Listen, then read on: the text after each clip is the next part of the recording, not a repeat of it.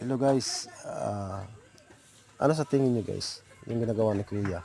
Yun no, kung sa Bisaya pa yan, parang lampinig, parang tambubuan guys. Oh. Yun, may honey guys, oh, may honey. May honey siyang kinukuha dyan. Oh. Tingnan nyo guys, oh.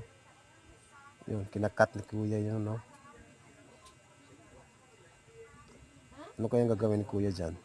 Kinakat niya na lang ng kutsilyo ba yan? Yun, oh.